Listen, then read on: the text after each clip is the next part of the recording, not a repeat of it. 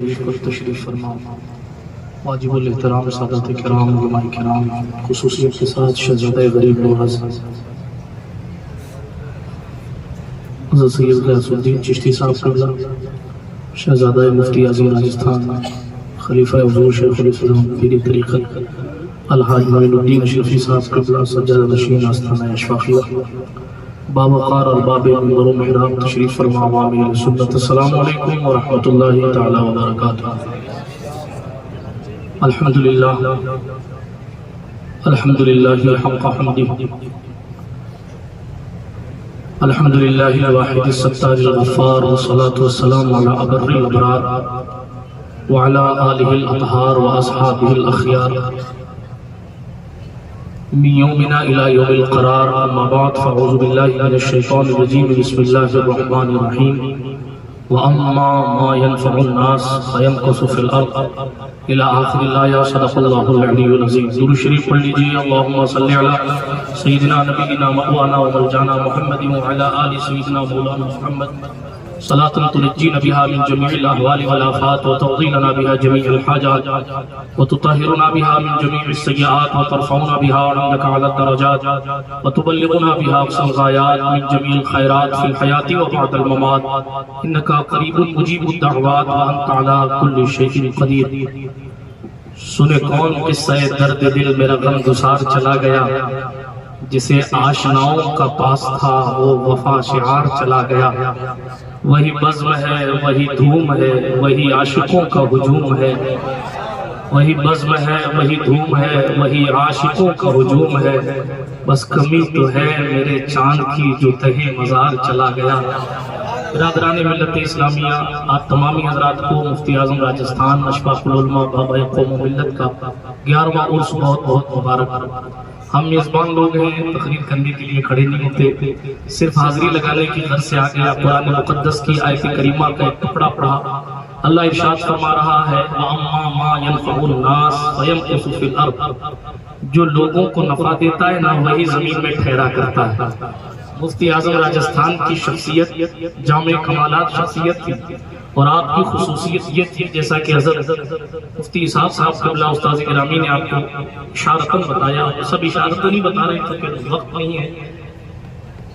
مفتی اعظم راجستھان علیہ رحمت و رضوان کی خصوصیات بہت تھی، لیکن ایک خاص بات آپ کی یہ تھی کہ آپ بڑے مخلص تھے اور ہر ایک کے ساتھ مخلص تھے.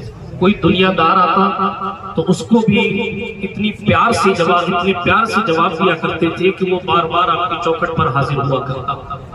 آج تو ہمارا ماحول بدل گیا، مگر مفتی اعظم راجستھان علیہ رحمت و رضوان کے ساتھ جو لوگ رہے ہیں وہ آپ کو بتائیں گے کہ اگر کوئی شخص آ کر کہتا کہ حضور مجھ پر قرضہ ہو گیا ہے کچھ سبیل بتائیں، تو ہماری طرف وہ یہ نہیں کہتے کہ ٹھیک ہے دعا کرتے ہیں جاؤ خدا حافظ. وہ اپنی جیب میں ہاتھ ڈال کر جیب خاص سے جو کچھ ہوتا اس کو نکال کے دیا کرتے تھے. اور معاملات اگر بڑے ہوتے تو کسی سیٹ جی کو بلا کے کہتے کہ بھئی وہ فلاں شخص ہے آج کل پریشان چل رہا ہے، اگر آپ میری دل جوئی کرنا چاہتے ہیں تو اس شخص کے پاس جائیے اور اس کے پاس جا کر اس کا قرضہ اتارنے کی سبیل پیدا کیجیے. یہ مفتی اعظم راجستھان علیہ رحمت و رضوان کی نجی زندگی تھی. ان کی زندگی کے بارے میں کیا کہا جائے کیا سنا جائے، جس کے دورہ طالب علمی میں ہی اللہ رب العزت جل مجدول کریم نے انہیں وہ بلندیاں عطا فرما دی تھی جس کو بیان کیا نہیں جا سکتا. علماء بیٹھے حضرت شہزادہ مفتی اعظم راجستھان بھی تشریف فرمائے. آپ ان سے پوچھیں گے سنبل کے علماء بھی تشریف لائیں. حضرت مولانا توصیف صاحب کا خطاب بھی ہونا ہے میرے بعد. عرض یہ کر رہا تھا جس وقت سرکار مفتی اعظم راجستھان کا دورہ طالب علمی تھا آپ نے خواب دیکھا ساری زندگی ہم اور آپ مولا حسین کے نام کے تذکرے کرتے ہیں، مگر مقبولیت دیکھیے مفتی اعظم راجستھان کی کہ آپ نے طالب علمی کے دور میں خواب میں مفتی اعظم راجستھان نے حضرت سرکار مولا حسین کی زیارت کی ہے اور امام حسین کے ساتھ ساتھ آپ کے فرزند اکبر حضرت مولا علی اکبر بھی تشریف آور ہوئے. اور مفتی اعظم راجستھان نے پوچھا حضور کہاں تشریف لے جا رہے ہیں، تو امام حسین نے فرمایا تھا اشفاق حسین تمہیں یاد نہیں ہے ہم جامعہ نعیمیہ مراد آباد کے جلسے میں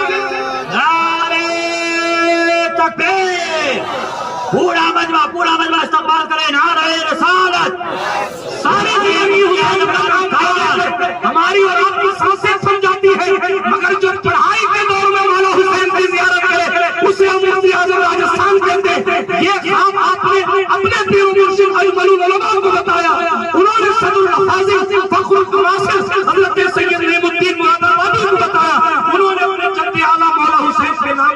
لگائی اور پھر مفتی اعظم راجستھان کے لیے اسپیشل دعائیں فرمائی. یہ مفتی اعظم راجستھان علی رحمت اللہ رضوان جس کی ابتدا کا مسئلہ یہ ہے اس کی انتہا کی شان کیا ہوگی. اس مصطفیٰ جان رحمت کے وفادار نے ساری زندگی اخلاص للہ کے ساتھ فقط دین مصطفیٰ کی خدمت کے لیے محنتیں کی. اپنا گھر نہیں بنایا, اپنا بنگلہ نہیں بنایا, اپنے نام کے چرچے نہیں کیے, اپنی جھوپڑی نہیں سجائی. اگر کچھ کیا تو فقط یہی ہمیں کرنی ہے شہنشاہ فتح کی رضا جوئی. جو ہو گئے تو رحمت پاور دکھا اپنی ساری زندگی حضور کے لیے جیتے رہے, حضور کے لیے مرتے رہے. یہی وجہ تھی چونکہ آپ حضور کے تھے اس لیے سید کہیں کا بھی آتا, پیر کہیں کا بھی آتا, مفتی اعظم راجستھان کو سینے سے لگایا کرتا. اگر آپ مفتی اعظم راجستھان کے سلسلے میں مرید ہیں تو آپ اس بات کو اپنے دل میں نہایت محبت کے ساتھ اس جملے کو بسائیے گا کہ اگر مفتی اعظم راجستھان کی روحانی زندگی دیکھنی ہے تو مفتی اعظم راجستھان کے پیچھے جہاں مفتی اعظم ہند کھڑے ہیں وہی مفتی اعظم ہند. رضا اکیڈمی کے بانی موجودہ آل انڈیا سنی جمعیت العلماء کے جنرل سیکریٹری الحاج سید نوری صاحب اسیر مفتی اعظم ہند علیہ رحمت اللہ رضوان منبر نور شریف پر مہمان خصوصی کی حیثیت سے جلوہ بار ہو چکے ہیں. بات کو اختتام کی طرف لے کر جاتا ہوں. عرض یہ کر رہا تھا مفتی اعظم راجستھان علیہ رحمت اللہ رضوان کا اخلاص اپنے اندر لائیے اور ان کی جو ذات تھی, آپ کی خصوصیت. جب آپ مکتوبات پڑھیں گے نا, علامہ ارشد القادری نے آپ کے نام خط لکھا رئیس القلم نے. ہاں حضور مفتی اعظم کا خط حاجی معین الدین صاحب اللہ کے پاس ہے, آپ کو مل جائے. علامہ مشتاق احمد نظامی صاحب کے خطوط آپ کے پاس ہیں, آپ کو مل جائیں گے. مفتی اعظم ہند علیہ رحمت اللہ رضوان کے خطوط, مفتی اعظم راجستھان کے نام جو لکھے گئے ہیں, حضرت سرکار کلا کے نام کے خطوط جو مفتی اعظم راجستھان کے نام لکھے گئے, وہ سب کچھ جانشین مفتی اعظم راجستھان کے پاس موجود ہے.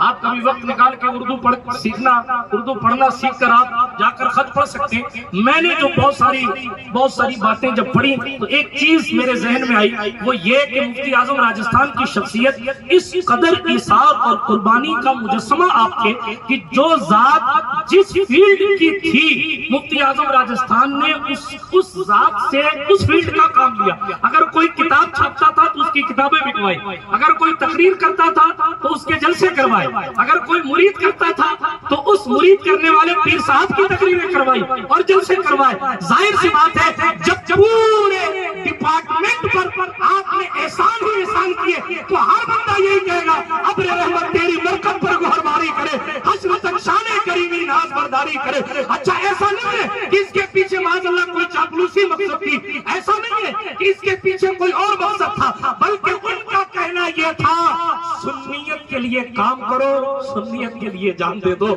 یہ مفتی اعظم راجستھان کی زندگی تھی. آخری بات عرض کروں, زندگی تو ظاہر بات ہے بڑی پرنور ہے, کن چیزوں کو بیان کیا جائے, ان کی سادگی پڑھی جائے, ان کا ادب پڑھا جائے, ان کا اخلاص بیان کیا جائے, ان کا تقوی بیان کیا جائے, ان کی پرہیزگاری بیان کی جائے. باسوی والوں نے ایک بار لفافہ دے دیا تھا پرانے ٹائم میں, اور اس لفافے میں بجائے کچھ رکھنے کے وہ کاغذات حساب و کتاب کے رکھ کے دے دیے تھے. مفتی اعظم راجستھان علیہ رحمت اللہ رضوان غلطی سے ہو گیا تھا, ایسا نہیں تھا, باسنی والے ناراض نہ ہو, بہت پرانے تعلقات مفتی اعظم راجستھان علیہ رحمت اللہ رضوان کے تھے.